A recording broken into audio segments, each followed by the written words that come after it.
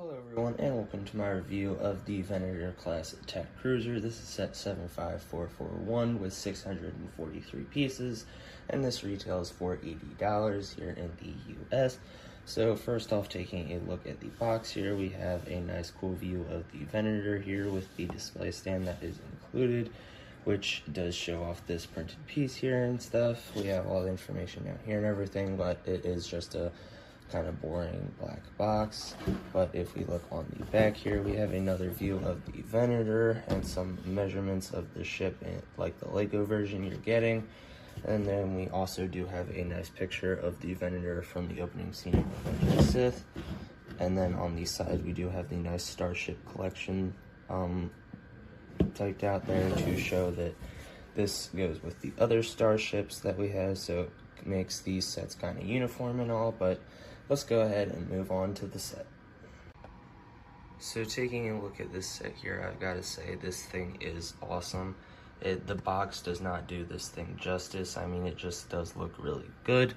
But taking a look at it here, starting from the stand, we do have this nice printed little plaque piece that you can angle whichever way, along with the grill pieces that you can take off if you want to put on a minifig. And personally, I think this set could have come out last year, and then we could have had a Revenge of the Sith anniversary brick on here. But the stand does attach onto the bottom of the ship, which this bottom does have a lot of detail on it and everything. The one thing about this stand I don't like is on some of the other Midi-scale ships, you could take the ship off and flip, so like it could look that way instead. But on this one, it can only stay this way, like facing this way with the plaque here. You can't turn it so the front is facing this way, but it's still okay and everything. Then taking a look at the side of the ship here, we do have some nice detailing to get like the inside of the ship here. There's like a machete back here, and then this is a blaster piece, and then a nice little transparent blue to represent the hangar bay.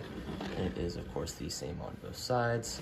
And then we do have the nice Republic logo and stuff, and all of these pieces you see are printed. There are no stickers in this set. They used the bucket handles as lasers and everything.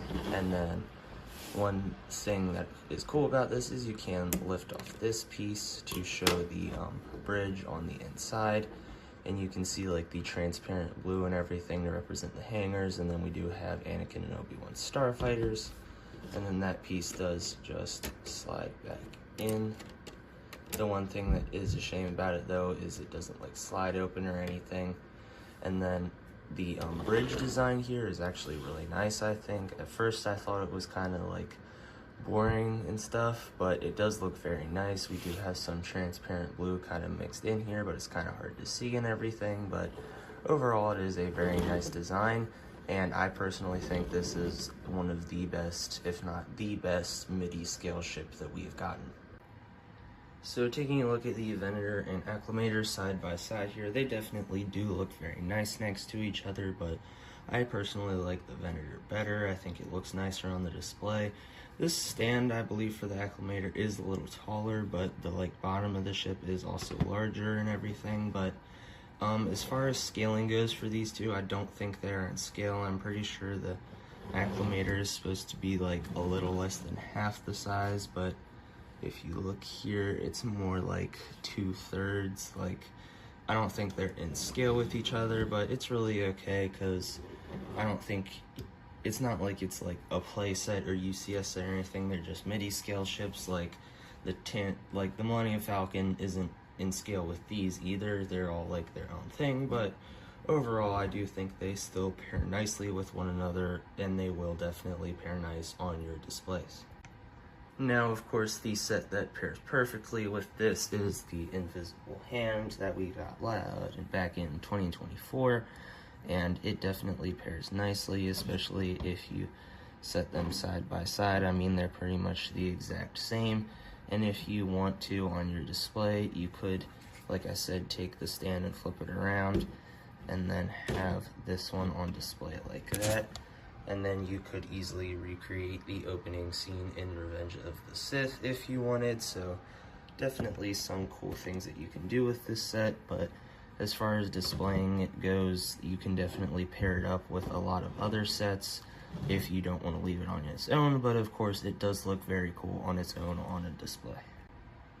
Well folks, that is it for the review. So as far as getting this set goes, it really depends on who you are. If you're a person who just wants this set because it's cool, but you're willing to wait, I would go ahead and wait until it goes on sale for maybe like 60 bucks. I mean, the invisible hand I'm pretty sure is 40-ish right now, some places 50, I don't really remember. But if you are a diehard fan of the Venator like me, and you think it looks very cool, which it definitely does, I feel like it doesn't really convey across the camera how cool it is, but like, and on this box compared to me building it, I definitely think this is a lot better than what like it could have been, and then some of the like mocks people have made out of the 2 acclimators. So if you really like the Venator, I would go ahead and get this one. $80 is a little much, but I feel like it's worth it once you build it and everything. It's definitely, when you have it in hand, looks a lot bigger than you might think, but like I said, if you're a diehard fan of the Venator, I would go ahead and get it, but if you're willing to wait, go ahead and wait. But that is it for the review. I do hope you enjoyed. Please make sure you do like and subscribe if you did, and make sure you tune in for the next one.